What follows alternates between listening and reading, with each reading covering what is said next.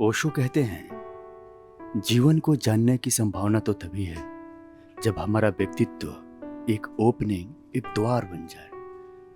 गीत के लिए, हवाओं के लिए, सौंदर्य के लिए, संगीत के लिए, सुगंध के लिए, सब तरफ हमारा जीवन एक द्वार बन जाए। आजकल हम सभी देख रहे हैं कि पृथ्वी को किस तरह नष्ट किया जा रहा है। जंगल विदा हो गए हैं, लाखों वृक्ष प्रतिदिन काटे जा रहे हैं। अभी वैज्ञानिक चेता रहे हैं, लेकिन कोई भी उन्हें सुनने को तैयार नहीं है कि यदि इस पृथ्वी के सारे वृक्ष विदा हो जाए, मनुष्य जीवित नहीं रह सकता।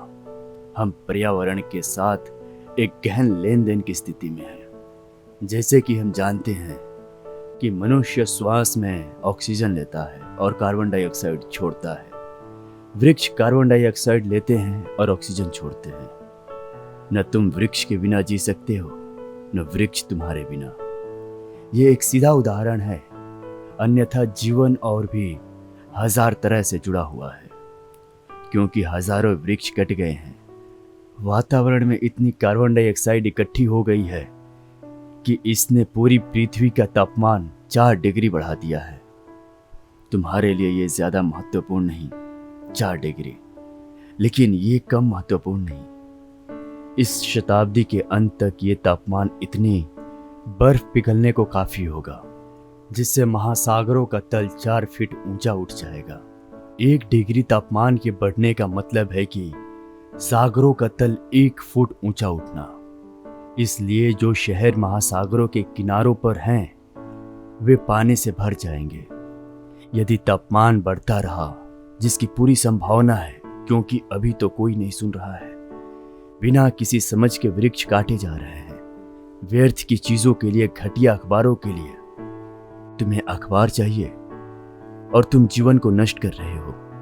इस बात की संभावना है कि यदि हिमालय की सारी बर्फ पिघलना शुरू हो जाए, जैसा अतीत में नहीं हुआ है, तो महासागरों का तल 20 फीट ऊंचा उठ जाएगा और लगभग पूरी पृथ्वी को डुबो देगा। तुम्हारे सारे शहर नष्ट हो जाएंगे। मुंबई, कोलकाता, न्यूयॉर्क, लंदन और सैन फ्रांसिस्को, शायद कुछ आदिम लोग जो पहाड़ पर रहते हैं वो बच जाएंगे। एक तरह से ये संकट स्थिति अच्छी है, क्योंकि वो लोगों को चुनाव करने के लिए बाध्य करेगी। तुम मरना चाहते हो या तुम एक नया जीवन जीना चाहते हो? क्षतिपूर्वक हो सकती है तो फिर अतीत के प्रति मर जाओ और तुम्हें अतीत विरासत की भांति जो भी मिला है उसे त्याग दो और नई शुरुआत करो।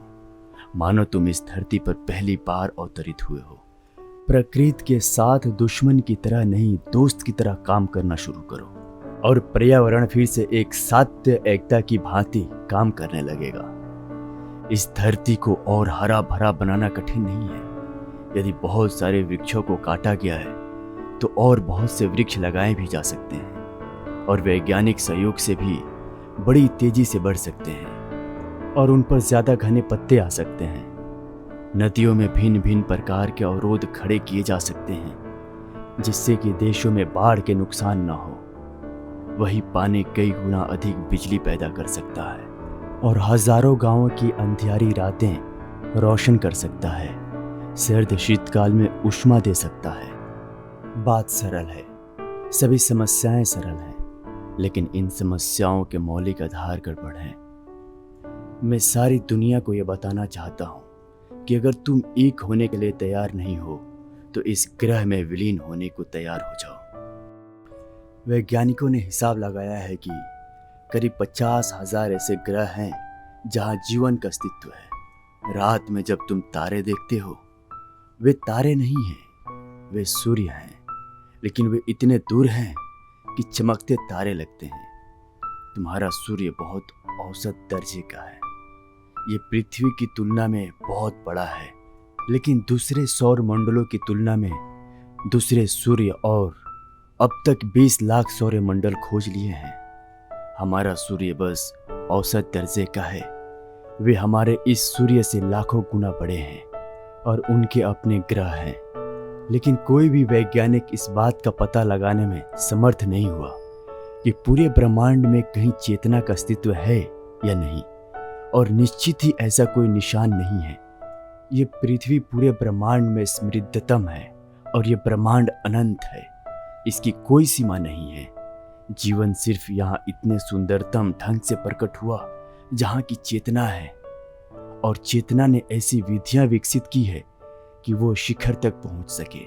चेतना के एवरेस्ट पर चीज़ें ऐसी जगह आ गई हैं कि पूरी मानवता को जगाया जा सकता है।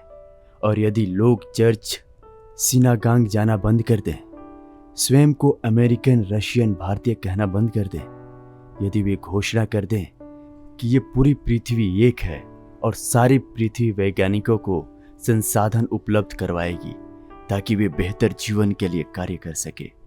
अधिक जीवन, अधिक चेतना, बेहतर चेतना। हम सारी दुनिया इतने बुद्ध पुरुषों से भर सकते हैं कि फूल भी उतनी खुशबू नहीं दे पाएंगे। आज हम धरती को नष्ट कर रहे हैं, जो इस विशाल ब्रह्मांड में एकमात्र स्थान है। एक छोटा सा ग्रह जो चेतना के सर्वोच्च शिखर पर आ गया है। ये केवल मानवता के प्रति ही अपराध नहीं है, बल्कि पूरे ब्रह्मांड के प्रति अपराध है।